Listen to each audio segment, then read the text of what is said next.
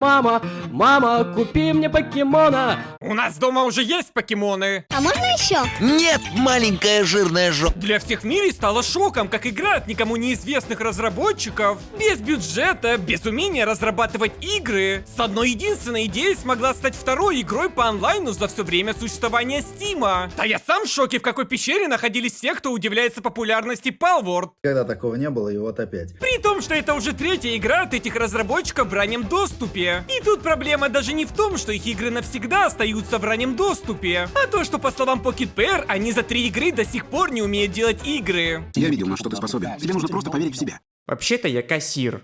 Да и эта сама идея была достаточно гениальная. Берем покемона и... Кто-нибудь, пожалуйста, дайте этому парню оружие. Сейчас вообще модно брать милые анимешные вещи и добавлять к ним коллаж. Другой вопрос, конечно, к внешнему виду этих самых уникальных покемонов. Давай что-нибудь такое сделаем, чтобы появились деньги. Например, вот что-то украдем. Но, как заявляют сами разработчики у себя на сайте, все в порядке. Они разрабатывают исключительно оригинальные игры. Просто если вы вдруг как-то получили ранний ключ, запомните. 3 главных слова. Не сравнивать ее напрямую с чем-то вроде покемон. Это честная интерпретация игры, которая не пытается, чтобы противопоставить ее покемону. Покемонов не было! Это придумано! Мне же, как человеку, прошедшему огромное количество игр по покемонам, абсолютно плевать, что там позаимствовали разработчики. Я не юрист Nintendo и играю в игры, а не в судебные иски. Правда, для своей же безопасности Pocket Pair могли бы, например, хотя бы иконки немного сильнее перерисовать. Ладно, и так сойдет. И, видимо, ни одному мне плевать, раз фанаты Nintendo настолько бойкотировали игру, что добойкотировались до более 2 миллионов онлайна. Верная смерть. Так чего же мы ждем? Хотя владельцы Свитча уже давно знают лайфхак, как выгодно пополнять свой кошелек на аккаунте Свитча. Вот и в Стиме свой кошелек пополнили и купили все 10 миллионов копий, чтобы активно бойкотировать все, что похоже на покемонов. А дальше они свою книгу напишут. Моя борьба. С другой стороны, этот способ выгодно пополнить свой баланс на любой геймерской платформе доступен уже давно и у всех. Нужно просто зайти на сайт, донатов нет. Тут тебе и пополнение баланса PlayStation и Nintendo Switch всех регионов, и геймпасс по народным ценам. А в Стиме вообще самая низкая комиссия в 10%. Выгодно. Я бы еще сказал, что на донатов нет самая низкая комиссия по пополнению баланса в мобильных геншинах. Но донатить через донатов нет дешевле, чем донатить через сам геншин. Прости меня за то, что я был слеп и не признал истинного бога. Вот почему сейчас из геншина уходят миллионы геймеров. Правильно, у них не было ссылки на донатов нет в описании. А у вас теперь есть. И по моей особенной ссылке вы сразу получите дополнительные 5% скидки на все пополнения. Подумай, Марк. И фактически Palworld это самый классический выживастик в раннем доступе. Играли в один, играли во все. Один за всех и все за одного! Люблю сосать. Но вот взаимодействие с палеными покемонами реализовано лучше, чем в оригинальных играх с ежегодными продажами в 20 лямов. Когда-нибудь же будет хорошо? Так хорошо уже было. И называются местные покемоны рабы, в смысле палы. Рабы звучит лучше. И своих рабов можно очень легко поймать в покебол, просто кинув его. Естественно, после предварительного избиения до полусмерти. Без понятия, почему после этого они безоговорочно выполняют все наши приказы. Так было и в оригинальных покемонах. Но, возможно, их преданность связана с умением персонажа разобрать раба на кулинарные ингредиенты ножом для мяса. Под вскипячу, пикачу. Открываем любимую горелку. А сейчас я покажу вам разделку покемона без цензуры. Внимание, уберите детей от экрана. Это омерзительно. Основной же геймплей с рабами начинается после постройки базы. Например, не обязательно зажимать кнопку F, создавая 400 стрел. Можно выпустить своего друга, сделать это. А вот эти 20 рабов сейчас делают мне калаши. Солнце светит, баллы пашут, вот такая доля наша. И если в трейлерах покемоны очень послушно работают на заводе, будто у них внутри сидят маленькие китайцы, то в самой игре они рандомно страдают херней. Даже если вручную поставить каждого покемона на конкретную должность, спустя сутки не только сбрасываются ресурсы, но и интеллект рабов. Надо радоваться,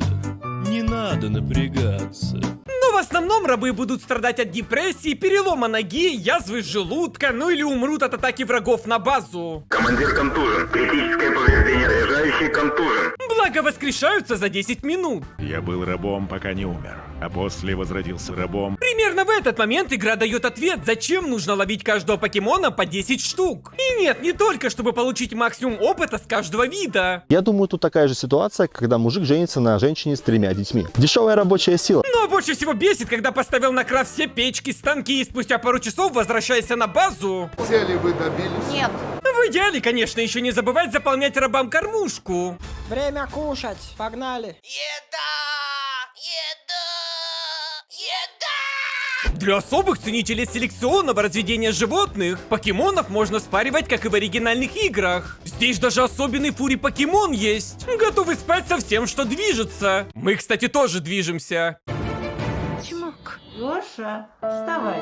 На работу пора. Система максимально сырая. Из 2 разных покемонов выходит 3-й покемон. Пассивные способности у яиц абсолютно рандомные. Но самое странное даже не то, что во время коитуса у покемонов статус работает. Это лучшая работа в мире! Лучшая работа в мире. А то, что для появления яйца нужен тортик. Я хочу тортик, Дима. Ты не ешь тортик, ты... Знаешь, что я люблю торт! Так что вместо того, чтобы тратить время в никуда, идеального раба можно создать самому. Стихийные способности они изучают из дьявольских фруктов One Piece, а активные скиллы крафтятся на верстаке. Мне было даже не впадлу собрать всех 111 покемонов и протестировать, на что способен каждый. Нет, со мной не все в порядке. Итог: 35 ездовых, 12 летающих. Из 4 можно сделать стильный планер. Пиджи, это А у остальных 5 повторяющихся способностей. И несколько уникальных, из которых пуховой щит, огнемет из рта и гранатомет из... Но в основном они достают стволы и начинают шмалять.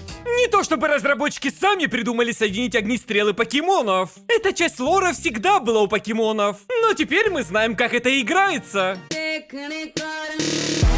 А вот чего мне на самом деле хотелось бы, так это надежды, что разработчики в принципе способны придумать хотя бы одного покемона самостоятельно. Как минимум с чувством юмора у них все в порядке. В покемонах был Сквиртл, а здесь это...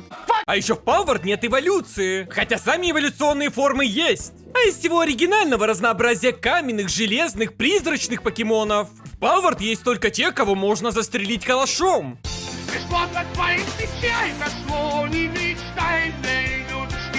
Но если вы, как и я, поймали всех палмонов, в этот момент игра только начинается, ведь у палмонов можно прокачать еще и звезды, соединив в одного 116 одинаковых палмонов. Ну или забить на это и пойти ловить людей. А это что за покемон? Пожалуйста, я не хочу умирать. Главное не переборщить, а то на вас могут начать охоту местные защитники палмонов, которые при этом убивают и похищают этих самых палмонов. Мужики, они в принципе необычные. Телепортируются со спины при высоком розыске и игнорируют физические законы получения урона от хреновой лавы. Пофигу, понимаешь? Тебе вообще все пофигу! Искусственный неинтеллект человеческих врагов в принципе тоже заставляет желать лучшего. И примерно здесь контент заканчивается. Можно, конечно, потратить пару сотен часов на создание идеальной тюрьмы для своих друзей и обвешаться всем оружием. Например, чтобы убить босса на время. Вроде все. А компот? Но зачем убивать босса, если его можно поймать? Да, сама игра это не разрешает, ведь у боссов уже есть владельцы. Но если вы чисто случайно получите статус розыска на этих островах, а потом быстро телепортируетесь в башню и босс снимет с вас агр, могу поздравить с получением уникального покемона с 30 тысячами хп.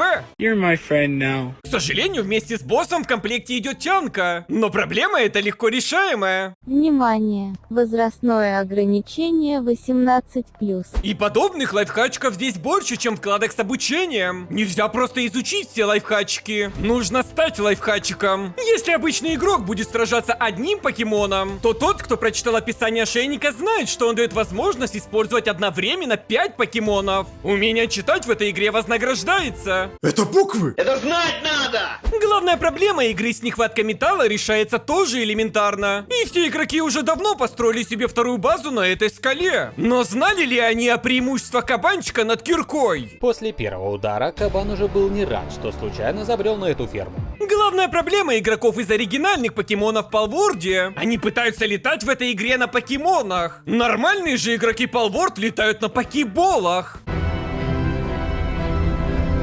Интересно, какой покемон самый сильный? Забудь, вот список лучших гастарбайтеров. И разработчики Palworld явно шарят за лайфхаки. Зачем самому рисовать модельку разрушенной церкви, если она стоит 200 баксов? Немного, конечно, обидно, что в трейлерах игры контента больше, чем в самой игре. Но вы тоже поймите разработчиков. Им приходится врать о бюджете игры в почти 7 миллионов долларов. Хотя мы все прекрасно понимаем, что стоимость разработки Palworld обошлась максимум в ящик пива и подписку на чат GPT. Зато сейчас они как заработают. Как выпустят обновление с PvP. Как разовьют игру до уровня ААААА. С прошлой своей игрой за 3 года они же так и сделали. Правда же?